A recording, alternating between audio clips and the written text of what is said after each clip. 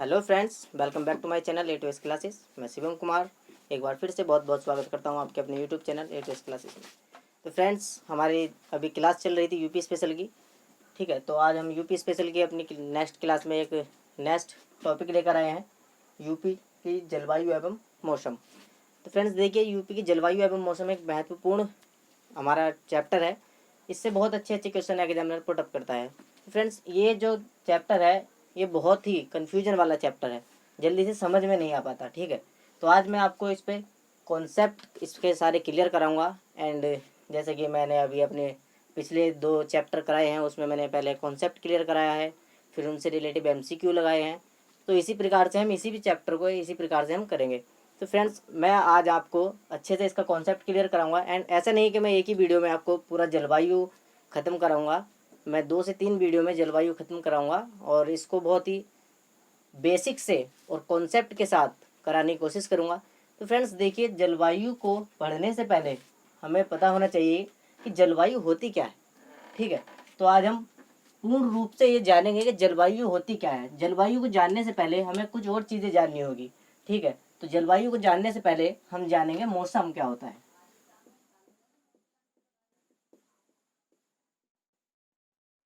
ठीक है, पहले हम जानेंगे कि मौसम क्या होता है। देखिए फ्रेंड्स, जो मौसम होता है ये वायुमंडलीय, जो हमारा वायुमंडल होता है उसमें जो घटनाएं घटित होती हैं, जैसे कि अभी आप सपोज दैट कि सुबह है तो सुबह में थोड़ी सर्दी है, दोपहर हुआ तो गर्मी हुई, फिर शाम हुई तो फिर सर्दी हुई। तो ये मौसमी घटनाएं, इनको हम क्या बोलते हैं, मौसम बोलते हैं, जो वायुमंडलीय घटनाएं होती हैं। तो हम इसको बोल सकते हैं कि वायुमंडल का क्षणिक अध्ययन जो होता है, वायुमंडलीय क्षणिक अध्ययन को हम मौसम कहते हैं। या फिर हम मौसम को कह सकते हैं अल्पकाल की प्रक्रिया। ठीक है, जो मौसम होता है हम इसको अल्पकाल की प्रक्रिया भी कह सकते हैं। ठीक है, मौसम को हम अल्पकाल की प्रक्रिया भी कह सकते हैं। तो फ्रेंड्स, अभी हमने जाना कि मौसम क्या होता है। देन मौसम के बाद आती है ऋतु। ठीक है, तो आप जानते हो कि हमारे जो यूपी है, यूपी में 3 प्रकार की ऋतुएं होती है, ग्रीष्म ऋतु, और उसके बाद होती है हमारी वर्षा ऋतु और शीत ऋतु। तो जो ऋतु होती हैं, देखिए ऋतु क्या होती हैं। मौसम हमने करा, मौसम के बाद हम ऋतु करेंगे। तो जो ऋतु होती हैं, देखिए मौसम क्या होता है, अल्पकाल की प्रक्रिया होती है। बट जो ऋतु होती है, ऋतु होती है 3 से 4 माह की प्रक्रिया।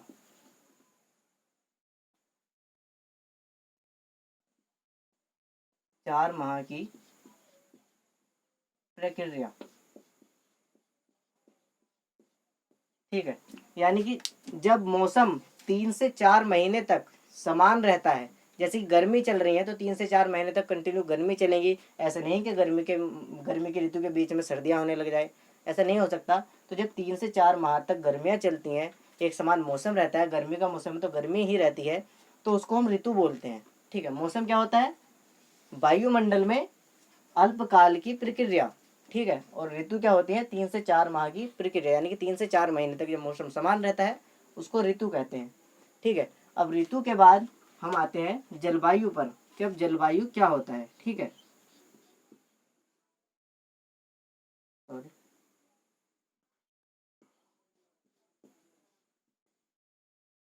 तो हम जलवायु के बारे में जानेंगे। देखिए, मैंने आपको मौसम ऋतु के बारे में बताया, अब हम जलवायु के बारे में जानेंगे। तो जलवायु होती है, जो हमारी जलवायु होती है ये 25 से 30 वर्ष, 25 से 30 वर्ष की प्रक्रिया होती है। यहाँ हम इसको कह सकते हैं कि 25 से 30 वर्ष तक लगातार वायुमंडलीय जो परिस्थितियां हैं उनका अध्ययन करने को हम जलवायु कहते हैं। जैसे कि 25 से 30 साल तक हम लगातार वायुमंडलीय जो परिस्थितियां हैं, जैसे परिस्थिति होती है कि कौन सी ऋतु किस टाइम से किस टाइम तक चल रही है, इसी तरीके से 25 से 30 वर्षों तक वायुमंडल की जो परिस्थितियां हैं उनका अध्ययन किया जाता है और उसी को हम जलवायु कहते हैं। तो आई होप कि जितना भी मैंने आपको समझाया ये अच्छे से आपको समझ में आया होगा। देखिए फ्रेंड्स, मैं अगर आपको बता दूं ऐसे ही सिंपली कि जलवायु क्या होती है, तो ये मतलब ये तो हो जाएगा आपका क्वेश्चन टाइप, बट मैंने आपको बिल्कुल कॉन्सेप्ट इसका क्लियर किया है। देखिए जो कॉन्सेप्ट अगर क्लियर हो जाता है तो कोई भी क्वेश्चन हो उसमें आपको कोई डाउट नहीं रह पाता। ठीक है, तो मैंने अभी आपको बताया मौसम क्या होता है, ऋतु क्या होती है और जलवायु क्या होती है। ठीक है, तो नेक्स्ट हम जानेंगे कि जो हमारा यूपी है, यूपी की जलवायु कैसी है। तो यूपी की जो हमारी जलवायु है वो समशीतोष्ण उष्ण कटिबंधीय मानसूनी जलवायु है।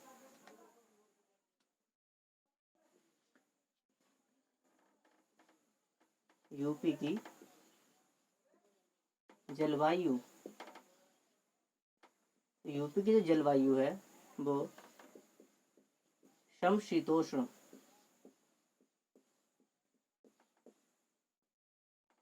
समशीतोष्ण उष्ण कटिबंधीय जलवायु है, कटिबंधीय मानसूनी जलवायु। ठीक है, या फिर हम इसको उपोष्ण भी बोलते हैं, उपोष्ण मानसूनी जलवायु।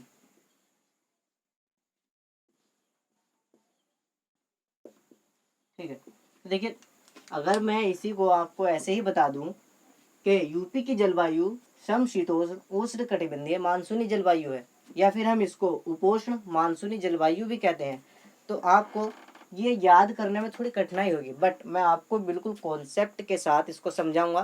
तो देखिए concept is power, concept power होती है किसी भी सब्जेक्ट की। ठीक है, मैथ हो, कोई सा भी सब्जेक्ट हो, मैथ, रीजनिंग या आपका जीएस जी के जो भी। तो देखिए फ्रेंड्स, जो ये भूमध्य रेखा होती है, ठीक है, तो भूमध्य रेखा के ऊपर होता है उष्ण कटिबंधीय क्षेत्र, इससे ऊपर होता है उपोष्ण, देन इसके ऊपर होता है समशीतोष्ण, और इससे ऊपर होता है शीतोष्ण, और इसके ऊपर जो होता है, इसके ऊपर शीतोष्ण से भी ऊपर बर्फ जम जाती है, यानी कि ध्रुव होते हैं, तो ध्रुवों पे क्या होता है, बर्फ जम जाती है। तो फ्रेंड्स देखिए, मैंने आपको अपनी फर्स्ट वीडियो में, यूपी एक परिचय की वीडियो में मैंने आपको बताया था कि जो यूपी है, यूपी का अक्षांश और देशांतर कितना होता है। तो देखिए यूपी का जो अक्षांश मैंने आपको बताया था 23 से 30 था।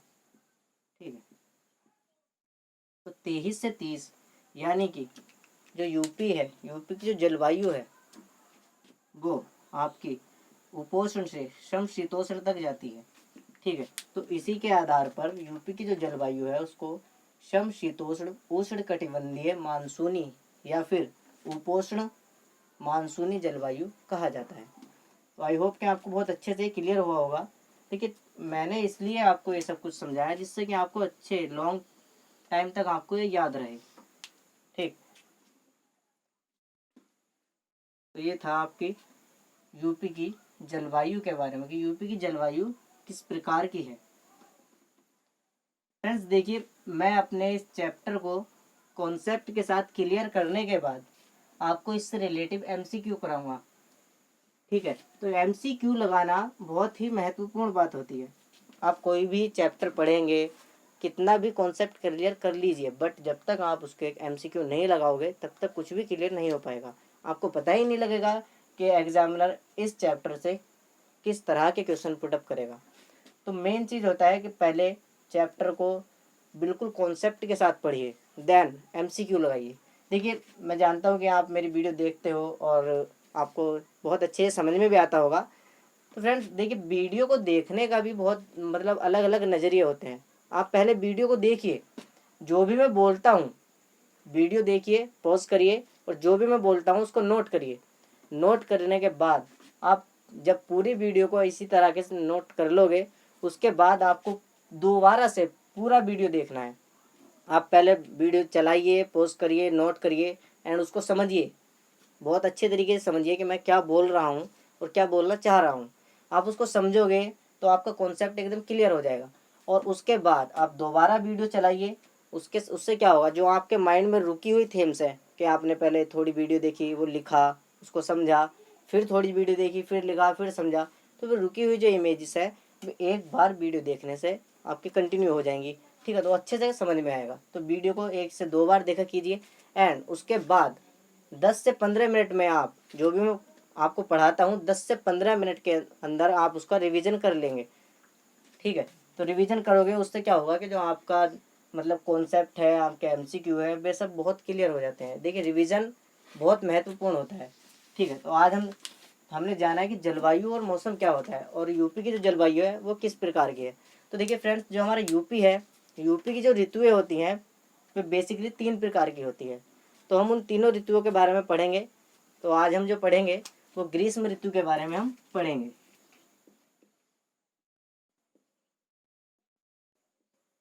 ग्रीष्म ऋतु। फ्रेंड्स देखिए, ग्रीष्म ऋतु पढ़कर ही पता लग रहा है कि गर्मी वाली ऋतु, ठीक है। तो गर्मी वाली ऋतु, तो मैं इसको आपको मैप के थ्रू समझाऊंगा। तो मैं 1 मिनट में ही आपको थोड़ा मैप बना देता हूँ। यूपी होता है कुछ इसी तरीके का होता है, ठीक है।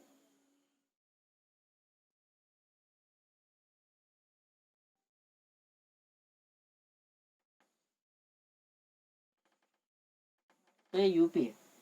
यूपी से एक रेखा जाती है जिसको हम कर्क रेखा बोलते हैं। तो देखिए फ्रेंड्स, जो ग्रीष्म ऋतु है ये किस प्रकार होता है, गर्मियाँ किस प्रकार होती हैं।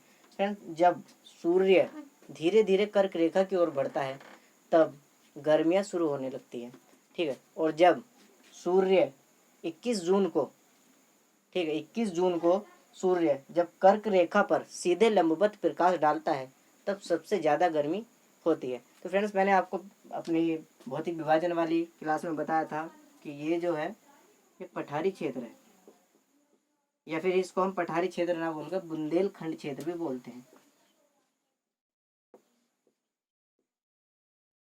बुंदेलखंड क्षेत्र, ठीक है। तो कर्क रेखा है, कर्क रेखा पर जब 21 जून को सूर्य बहुत अपना लंबवत, सीधे लंबवत प्रकाश डालता है तब क्या होता है कि गर्मी जो है वो ज़्यादा होती है, ठीक है। तो हम जानेंगे कि गर्मी ग्रीष्म ऋतु किस प्रकार होती है, ठीक है। तो देखिए फ्रेंड्स, जो हमारा बुंदेलखंड का पठार है यानी कि हमारा ललितपुर, झांसी, महोबा, ठीक है, इटावा, जालौन, ये जो बुंदेलखंडीय नगर हैं इनमें गर्मी जो होती है वो अधिक होती है अपेक्षाकृत मैदानी क्षेत्र और आपके भाबर और तराई क्षेत्र के, ठीक। क्यों होती है, देखिए क्यों होती है, क्योंकि यहाँ पर कर्क रेखा है। क्योंकि कर्क रेखा पर सीधे और लंबवत प्रकाश डालता है सूर्य, तो उसी के सहारे जो कर्क रेखा के समीप का क्षेत्र है उसमें जो गर्मी होती है वो ज़्यादा होती है, ठीक है। तो बुंदेलखंडीय पठार में गर्मी ज़्यादा होती है अपेक्षाकृत बचे हुए यूपी के भाग के। तो देखिए फ्रेंड्स, तो हमने जाना कि गर्मी किस प्रकार होती है। तो आपसे एक बहुत अच्छा क्वेश्चन एग्जामिनर पुटअप करेगा कि यूपी का तापमान कितना है, अधिकतम तापमान कितना है। तो देखिए यूपी का जो अधिकतम तापमान है, अधिकतम तापमान ये बुंदेलखंड जो पठार है, बुंदेलखंड ये जो क्षेत्र है इससे अलग का है, इससे ऊपर का 36 डिग्री सेल्सियस से 39 डिग्री सेल्सियस तक होता है,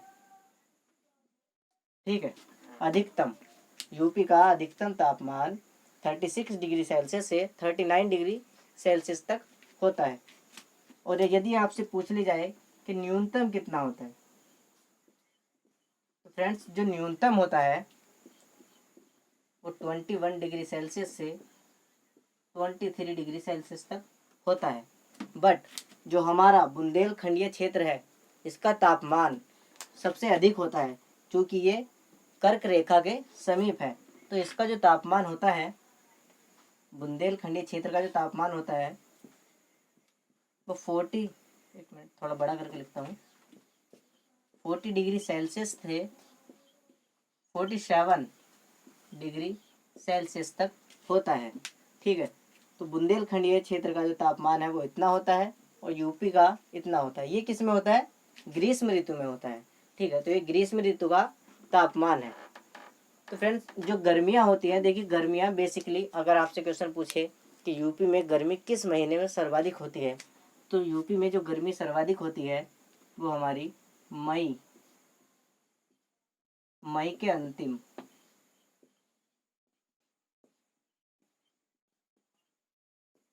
व जून में